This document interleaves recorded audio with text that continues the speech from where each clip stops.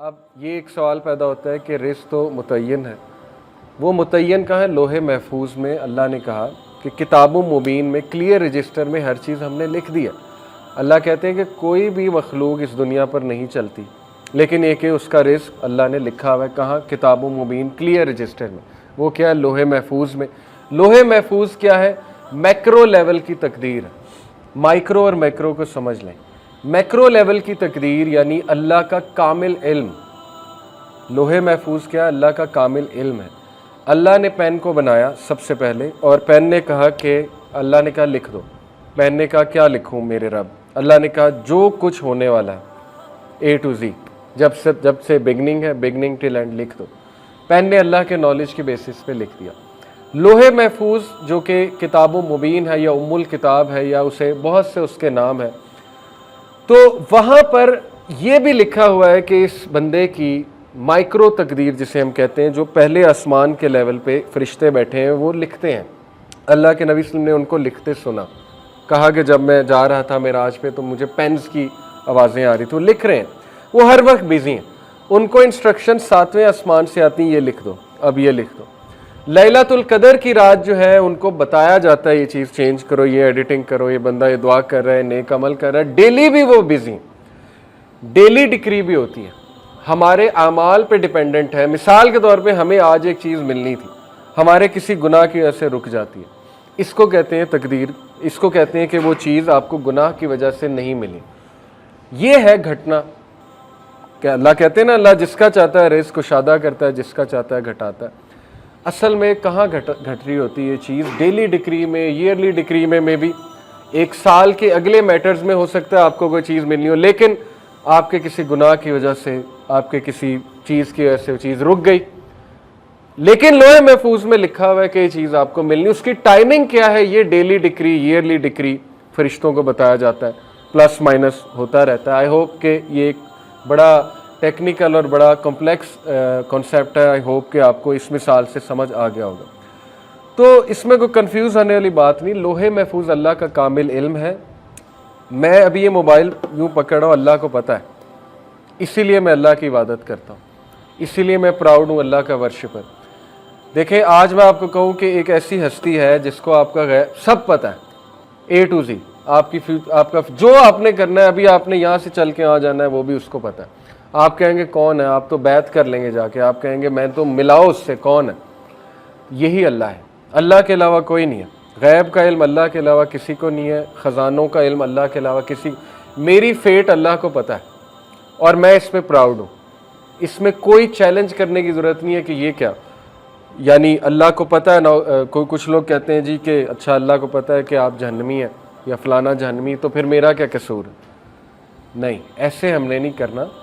اللہ کو پتہ ہے یہ اللہ کا علم ہے، اور وہ ہمارا رب ہے، اور اسی لیے وہ رب ہے، اسی لیے اللہ سبحانہ وتعالیٰ اومنی پوٹنٹ ہے، اسی لیے وہ سب سے زیادہ پاورفل ہے، العزیز ہے، الحکیم ہے، وہ خدا ہے، وہ رب ہے، وہ گاڈ ہے، اللہ ہے، وہ اللہ، اور اللہ جیسا کوئی نہیں ہو سکتا۔ اس لیے بی پراؤڈ کہ آپ اس رب کی عبادت کرتے ہیں جس کو سب پتہ ہے۔ اس لیے ہم اس سے رہنمائی طلب کرتے ہیں کہ اللہ آپ کو پتہ ہے میں نے کل کیا کرنا ہے، مجھے نہیں پتہ، لہٰذا میرا کل بھی اچھا کر دیں۔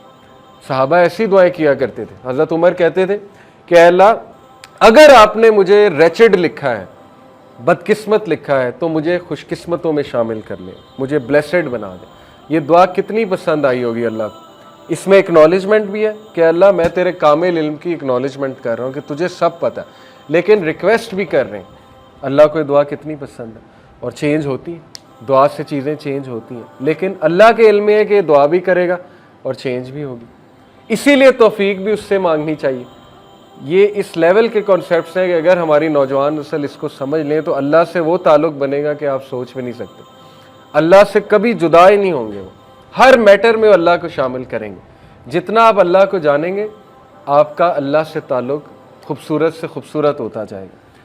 تو ہم توفیق بھی اللہ سے مانگتے ہیں کہ اللہ یہ بھی آپ کو پتہ ہے کہ توفیق مجھے کتنی ہوگی، اس لیے مجھے زیادہ توفیق دے دیں، میں دعا کروں، مجھے ہاتھ اٹھانے کی توفیق دے دیں۔ ہر چیز ہم اللہ سے مانگتے ہیں، ہر چیز۔ اور دیکھیں کنفیوز ہونے کی کوئی ضرورت نہیں ہے، سمپل۔ جو بھی قرآن میں، حدیث میں کانسیپٹس ہیں نا تقدیر کے، رزق کے، ان کو ہم نے کس روشنی میں دیکھنا ہے؟ سنت کی روشنی میں، کہ اس کی پریکٹیکل مینیفیسٹیشن کس شخص نے کی؟ رسول اللہ نے۔ پریکٹیکل مینیفیسٹیشن کیا ثابت ہوتی ہے سننا سے؟ سب سے زیادہ قرآن کسے سمجھ آیا؟ اللہ کے نبی کو۔ سب سے زیادہ اللہ کسے سمجھ آیا؟ اللہ کے نبی کو۔ انہیں کیسے سمجھ آیا؟ انہیں بھی پتا تھا رزق پری ڈیسٹنڈ ہے، پتا تھی یہ بات، انہیں بالکل پتا تھی، لیکن ان کا عمل کیا بتاتا ہے؟ ہجرت جب کی، ہر طریقہ اپنایا کہ نہیں اپنایا؟ راستہ ریسرچ کیا کون سا اچھا ہے؟ بالکل ریسرچ کی۔ بیک اپ پہ حضرت علی کو بیڈ پہ سلایا، بالکل سلایا، وہ طریقہ بھی اختیار کیا۔ راستے میں جو کھانے پینے کا بندوبست تھا وہ بھی کیا، بالکل کیا۔ ساری ریسرچ کی، بالکل کی۔ غزوہ خندق کی مثال نے، بہت سی مثالیں ہیں، میں چند ایک دے رہا ہوں۔ اسباب اختیار کیے، بالکل کیے۔ سپائز کو، حضرت حذیفہ بن یمان کو ایز اے انٹیلیجنٹ سپائے، جو کہ بالکل جائز ہے جنگ کے موقع پہ، بنایا، بھیجا، سارا جو ہے وہ جا کر ان سے انفارمیشن ایکسٹریکٹ کروائی۔ اس کے بعد ایک پروپیگنڈا بھی جو ہے وہ جائز، جو پروپیگنڈا ہوتا ہے وہ بھی اختیار کیا کہ مشرکین کو اور جیوز کو آپس میں ذرا ان میں پھوٹ ڈالی جائے۔ وہ بھی آپ کو واقعہ یاد ہوگا، ایک صحابی کو بھیجا، اس نے جا کے، ان صحابی نے جا کے قریش کو کوئی بات کی، جیوز کو کوئی بات کی، جائز ہے جنگ میں، اور اس کو پروپیگنڈا کہتے ہیں، جائز پروپیگنڈا، وہ بھی اختیار کیا۔ دعائیں بھی کی رو رو کے، بہت دعائیں کی، ڈیلی جاگ کے دعائیں کرتے تھے۔ اینڈ میں وکٹری مسلمانوں کو ملی، جبکہ اللہ نے یہ کہا ہوا ہے، سورہ فتح کی غالباً آیا ہے کہ کتب اللہ لأغلبن انا ورسلی، اللہ نے لکھ دیا ہے کہ اللہ اور اس کا رسول غالب ہوں گے۔ اللہ نے تو بتا دیا پروفٹ کو کہ آپ نے غالب ہونا ہی ہونا ہے، فتح مکہ آپ ہی کی ہے۔ لیکن بغیر ایفرٹ کے اگر اللہ نے کسی کو کچھ دینا ہوتا تو محمد رسول اللہ کو دیتے صلی اللہ علیہ وسلم، کیونکہ سب سے پیارے وہ ہیں اللہ کو۔ لیکن ان کی 23 سالہ ایفرٹس آپ کے سامنے، فتح مکہ کے لیے پروسیس پورا تھا، اور وہ پروسیس سے گزارنا وہی ہے۔ اللہ کہتے ہیں نا کہ صحابہ کو کیوں اس پروسیس سے گزارا؟ تاکہ ہم ان کو پاک کر دیں، تاکہ ہم چھانٹی کر دیں ان میں سے کون جو ہے وہ منافق ہے اور کون جو ہے وہ نیک ہے، جو پروفٹ صلی اللہ علیہ وسلم کے فالوورز تھے۔ یہ اللہ کے طریقے ہیں۔ بہرحال سننا سے کلیئر کنسیپٹ آ جاتا ہے ہمارے پاس کہ ایفرٹ، سٹرگل ہمارے نبی نے جب کی تو ہم کون ہوتے ہیں کہنے والے کہ نہیں ہم ایفرٹ نہیں کریں گے، ہم سٹرگل نہیں کریں گے۔ ہاں ایکسیپشنز موجود ہیں، ان کو ہم معجزے اور کرامت کہتے ہیں ان ایکسیپشنز کو۔ جیسے حضرت مریم کے پاس جب زکریا علیہ السلام جاتے تھے تو سمر میں ونٹر کے فروٹس پڑے ہوتے تھے، ونٹر میں سمر کے فروٹس پڑے ہوتے تھے ان کے حجرے میں۔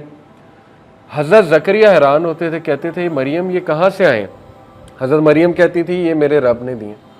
وہ کرامت ہے، غیر انبیاء پہ کرامت ہو سکتی ہے، لیکن یہ کہ اس چیز کو کوئی استعمال کر کے اب کلیم کرنے لگ جائے کہ میرے پاس وہ طریقہ ہے کہ جائے نماز پہ بیٹھو نیچے سے پیسے نکلیں گے، ایسی بہت سی باتیں سننے کو ملتی، وہ امپریکٹیکل باتیں، اور سنت غیر سنت، مطلب سنت سے ثابت نہیں یہ چیزیں، آپ کیسے کلیم کر رہے ہیں یہ چیزیں؟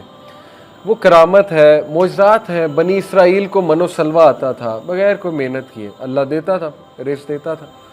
پھر وہ حدیث پہ آپ غور کریں، اللہ کے نبی صلی اللہ علیہ وسلم نے فرمایا، یہ حدیث میں ذرا ایگزیکٹ آپ کو کوٹ کر دوں کیونکہ اس میں ایک بہت زبردست کانسیپٹ ہے۔ اللہ کے نبی صلی اللہ علیہ وسلم نے فرمایا، ترمذی، ابن ماجہ، احمد، مسند احمد کی حدیث ہے، صحیح حدیث ہے، if you were to put your trust in Allah as you should, you would be given provision like the birds. اگر تم اللہ پہ توکل کرو جیسے توکل کرنے کا حق ہے تو اللہ ایسے ہی رزق دے گا جیسے چڑیوں کو دیتا ہے۔ They go out hungry in the morning and come back with full bellies in the evening. اس میں کی ورڈ کیا ہے؟ They go out. They don't sit. یہ نہیں کہا وہ بیٹھی رہتی ہیں اور بیلی فل ہو جاتی ہیں، کیا کہا؟ They go out. یہ کی ورڈ ہے، going out. ہاتھ پیر ہلانا آپ کا کام ہے، رزق آپ کو تلاش کر لے گا، وہ آپ کو ڈھونڈ رہا ہے، وہ کیا پتہ نہیں کہاں ہاتھ پیر ہلا کے ملنا ہے، یہ اللہ نے جو ہے وہ آپ پہ چھوڑا ہے، ہاتھ پیر ہلاؤ۔ اس حدیث سے بہت کلیئر جو ہے وہ کنسیپٹ آ جاتا ہے۔